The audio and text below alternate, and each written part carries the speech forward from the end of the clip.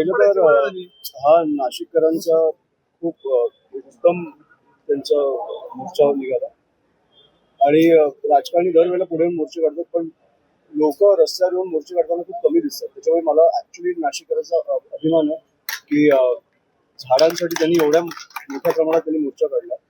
त्याच्यामुळे नेतृत्व खरं त्यांचं आहे. आम्ही त्यांना त्या नेतृत्वात सहभाग घेतलाय, त्या मोर्चात सहभाग घेतलाय आणि मी पाठिंबा द्यायला आलो.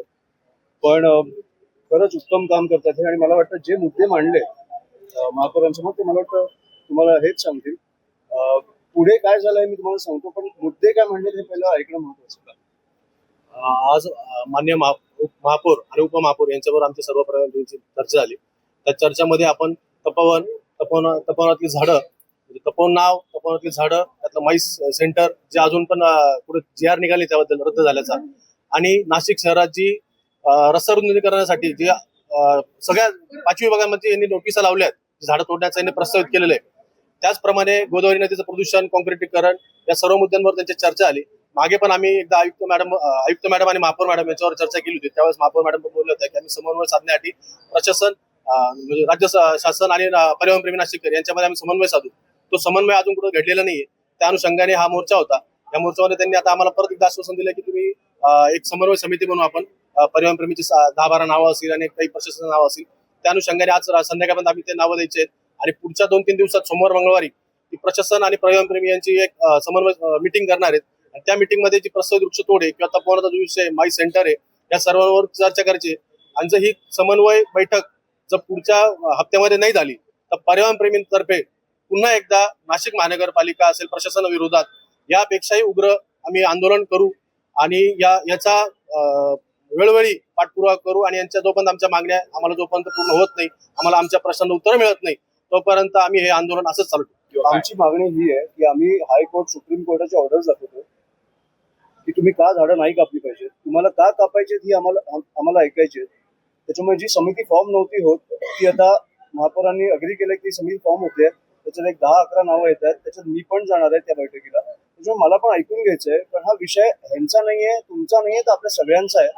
मला वाटतं महापौरांचा पण आहे, पण ते या शहराचे सदस्य त्या राज्यात राहतात. त्याच्यामुळे आपण सगळ्यांच्या भल्यासाठी बोलतोय की झाडं नका कापू. याच्यात काही गैर नाहीये.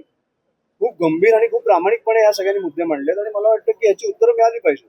पण याच्यापूर्वी देखील या सगळ्यांनी आयुक्तांशी चर्चा केली होती. त्यांनी लेखी आश्वासन दिलं होतं, पण आश्वासनाची पूर्तता आयुक्तांकडे झालेली नाही. आपण आयुक्तांशी पण भेटणार आहात का पुढच्या वेळेला या आयुक्तांना मी खरं तर आज भेटायला आले. आज आयुक्त का नाही भेटले मला माहित नाही. हे खरं तर ते निवडणूक आयोगासारखं झालं की राज्याच्या निवडणूक आयोगाला भेटल्यावर तो बोलला की केंद्र उत्तर देणं लागतो, केंद्राचा आल्यावर तो बोलला की राज्य उत्तर देणं लागतो. हे त्याच्यासारखं ते ढकलाढकली चालू आहे. पण आयुक्त पण त्यांचे आहेत, महापौर पण त्यांचे आहेत, आमदार पण त्यांचे आहेत आणि खासदार पण त्यांचे. त्याच्यामुळे त्यांच्यात कोणीही उत्तर द्यावं, पण ते उत्तर देईपर्यंत एक झाड कापलं गेलं नाही पाहिजे. साहेब, आणखीन एक पर्याय काय, तुम्ही म्हटलं की पर्याय आम्ही सगळे द्यायला तयार आहोत. जेव्हा राजसाहेबांची सत्ता होती तेव्हा पण तिकडे कुंभमेळा झालेला आणि आम्ही तिकडे उत्तम प्रकारे साधू संतांची काळजी घेऊन तिकडे सुरळीत पार पाडलेला. तो एकही झाड तुटलं नव्हतं. त्याच्यामुळे मला वाटतं की जर इच्छाशक्ती असेल तर आपण हे करू शकतो.